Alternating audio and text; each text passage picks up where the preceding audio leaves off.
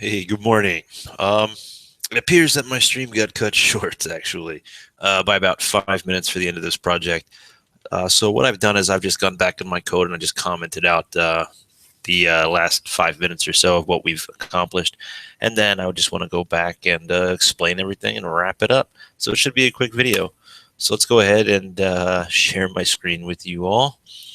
All right, make sure this stream doesn't die. So let's take a look at this. Some things that we were working on. If you remember here, I have a count and a count two. Now, this count two was actually moved. Reason being, initially when I remembered to add it in, I actually added it in, I believe here, around my break timer. And remember, my break timer occurs every 1,000 milliseconds. Okay, so that means every second I was multiplying by 60 and then decrementing the value. So we were getting, infinity as a number because we just keep multiplying and multiplying and multiplying every second. So we want to remember to move our math into the same spot as we did up here. The next thing that I did is I added this num.hide. So jQuery selector, your hash num, and hide parentheses here. And again, that's just going to hide that num, and that num is just that h2 that we have in our HTML, which we keep overwriting with new values from our initial counter up here. Okay. And then I found a mistake actually where the counter to set interval. Now here, remember, you have a set interval. You need a callback, all right? And you have to set the number of milliseconds that you want the callback being just the function. And the milliseconds here tells you how often to run this interval. So in this case, 1,000 milliseconds or every second. And then there was one other thing here. When we finished up our timer, I wanted to get rid of everything and just show that reset button. So again, I want to grab this break num, I want to grab this session, and then just hide it when the count two equals 0. So what does that look like? Let's see here.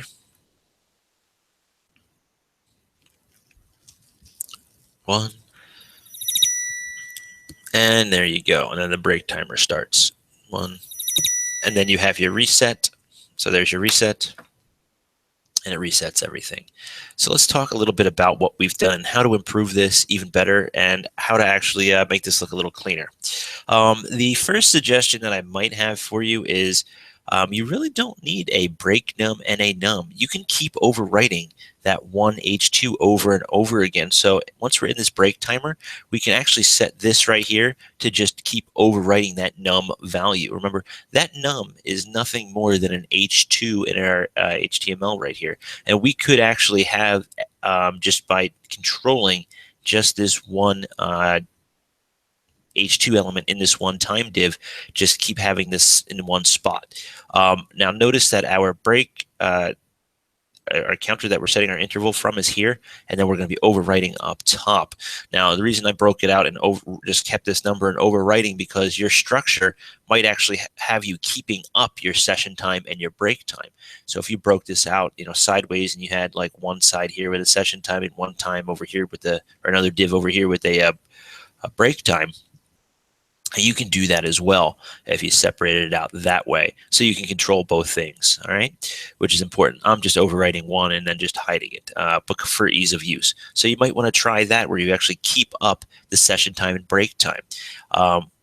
What you also might want to try to do is, instead of just doing a simple location.reload, if you're going to keep everything up and showing, you might just want to have it bounce back directly into, from your break timer, directly back into your standard timer at the end. So at the end, so if your count 2, where are we here? If your count 2 hits 0, you might want to reload, all right, your timer itself.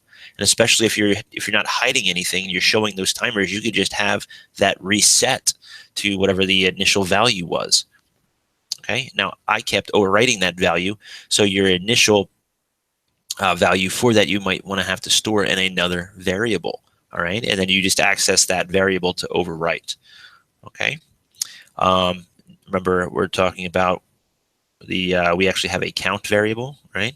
But then we're using that count variable variable here. So you can overwrite that count variable and use that count variable to reload. So just some thoughts on how to make this a little better, a little more complex. Again, this is a very simplistic Pomodoro clock timer. And the idea is that you take this and take it to the next level and customize it and really do a better job than just my sample template. So let's keep that in mind as we move forward. So again, hopefully this was helpful for everybody. And if you have any questions, you could just comment below, or you can just come ask me if you're sitting in class with me. So that'll be all. Have a good day.